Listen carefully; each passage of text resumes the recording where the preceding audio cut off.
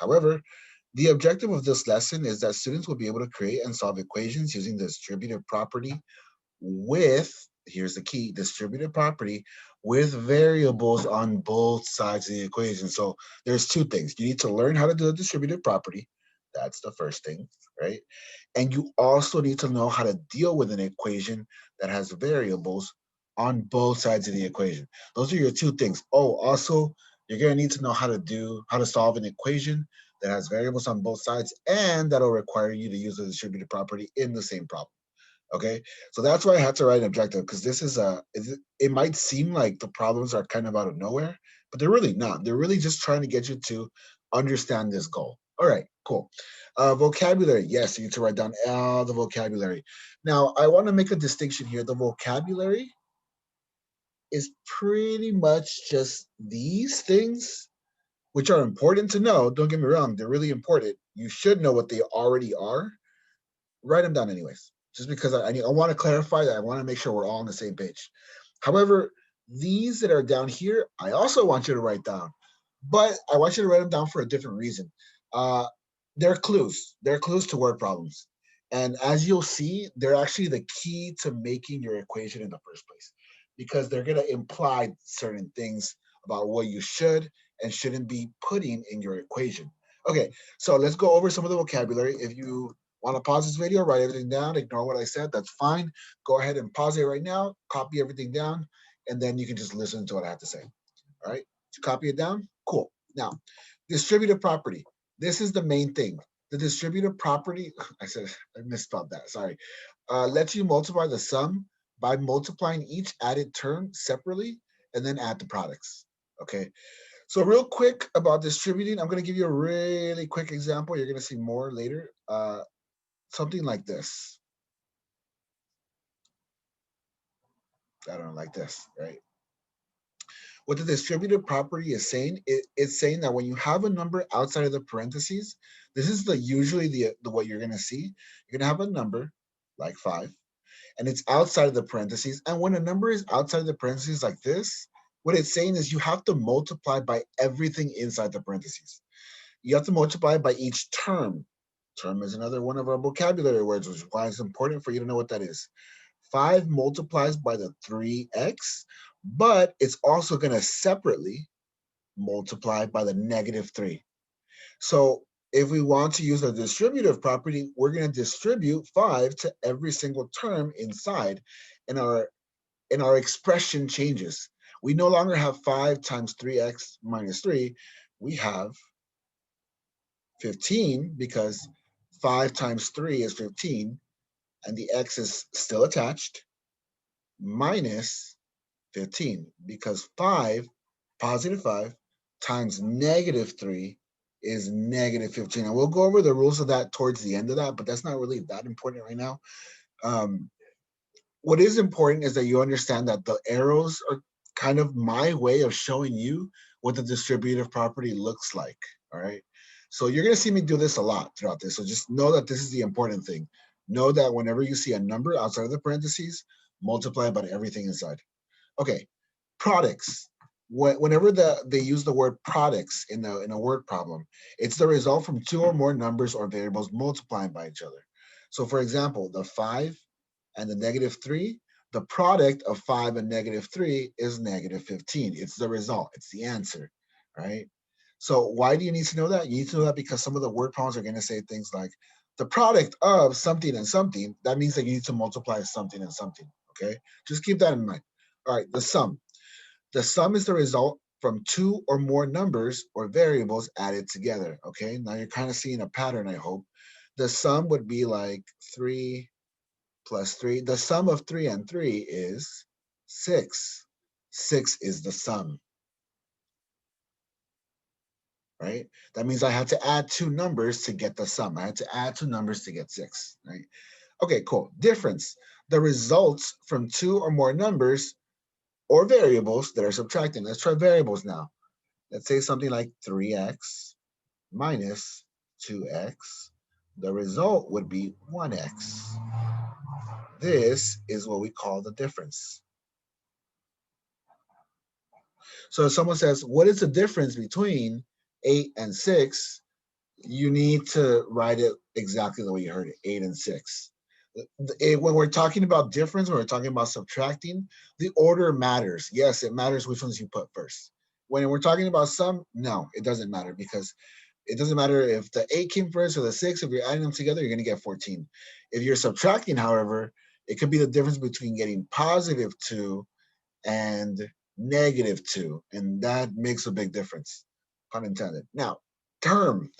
Um, term is just like a general thing. Like if you look at the definition, a term is just a single mathematical expression.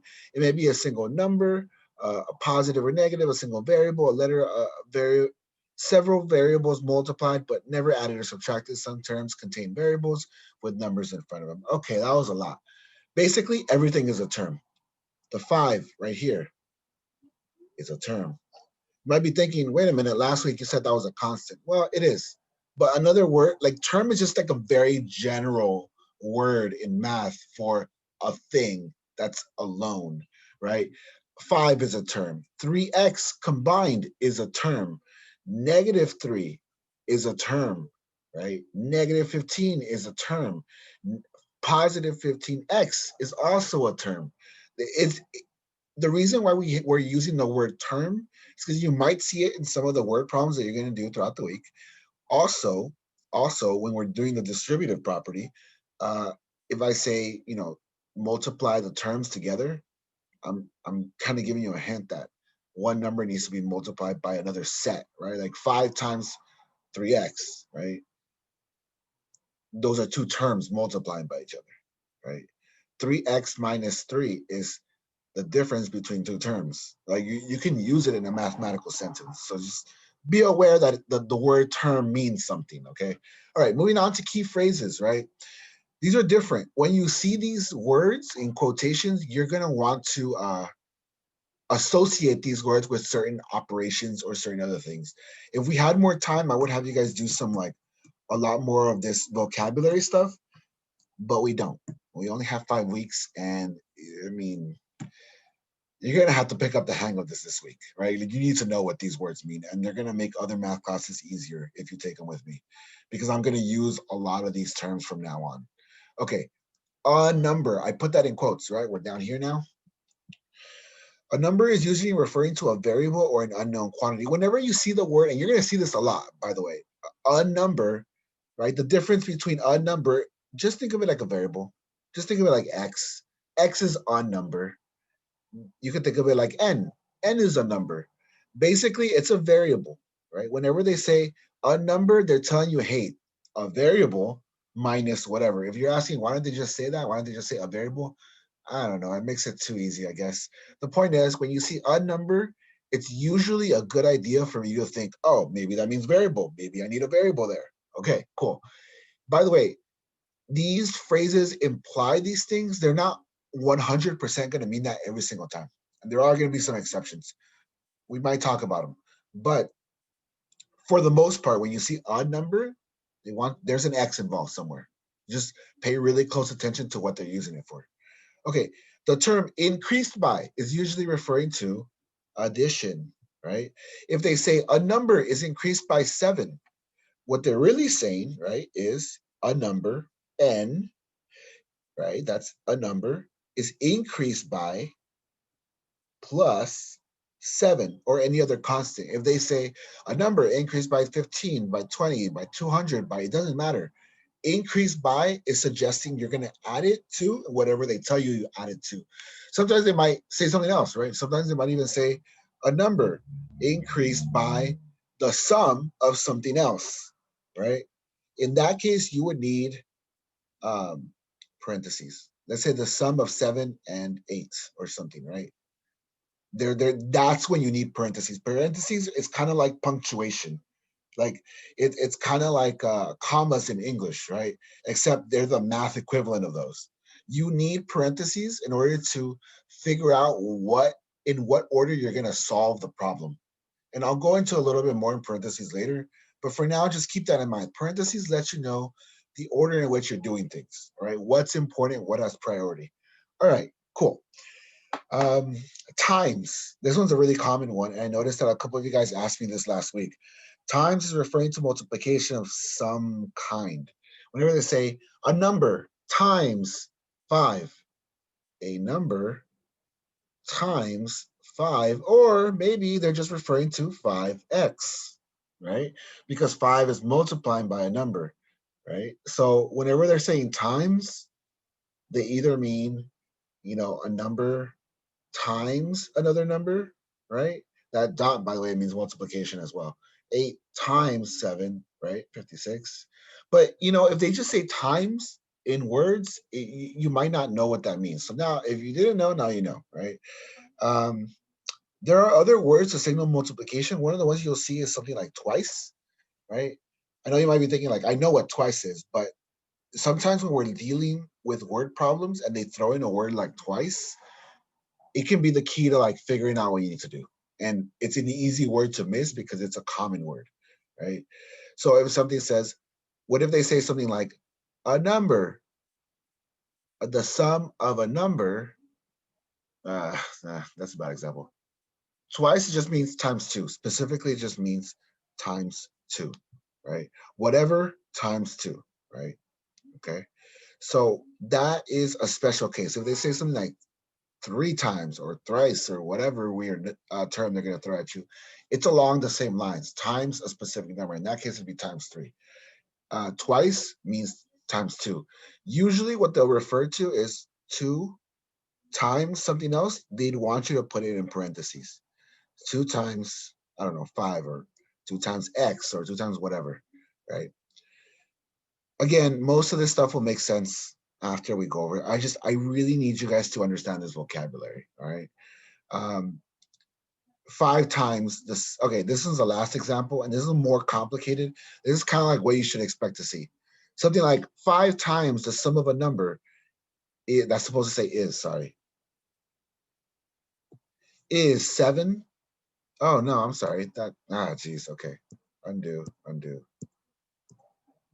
Okay, 5 times of the sum of a number, and that's supposed to say and. Sorry, okay. All right, and 7 is 10. Okay, they just told you an entire equation in words, right? This essentially translates to 5 times. So I know 5 times, I'm going to put a parentheses, because even if I don't know if I'm going to have to use distributive property, I know that 5 times something, I can just put 5, and I can put parentheses, and I know that 5 is going to multiply by whatever's inside the parentheses, right? But this is where it gets more complicated, because it's 5 times the sum. So I know that inside the parentheses, I'm going to have to add 2 things. Now, the sum of what? They're saying, right? Because right now I already have 5 times. That's this, right? That's 5 in the parentheses. The sum, I know I'm going to have to add something of a number. Hey, a number, that means a variable. I'm going to write n. And the word I misspelled, 7, right? So before I move on to what is means, it's just 5 parentheses, n plus 7, close the parentheses, because that tells me that whatever n plus 7 is has priority, right? I don't know what n is, but I'm going to find out. Is just means equals. I mean, you probably guessed that, but if you didn't, it means equals. And 10. Cool. So now that I have my equation, right? My next step here would just be to distribute, right? Um, the reason why I have to distribute at this point is because there's nothing I can do. I don't know what n is, so I can't just add it to 7. If I knew what n was, I could add it to 7, right? I need to distribute 5 times n, 5 times 7. I end up with 5n plus 35 equals 10. Now, obviously, that doesn't make too much sense because I just made this up on the spot, this problem. And it looks like it's not working out too well. It'll probably work out to a negative number, which I don't want to deal with right now. However, it's -5, by the way. But you get the point. By the way, if you're asking where did the parentheses go? Well, whenever we distribute, right? After we distribute, we no longer need parentheses. The parentheses are gone because the parentheses signaled priority and they also signal multiplication. We use them for multiplication. And now we have 5n plus 35 is equal to 10. Okay. By the way, you subtract 35 from both sides, you end up with -25 on the other side. Divide by 5, you end up with -5. but there's no more space for that. Let's move on.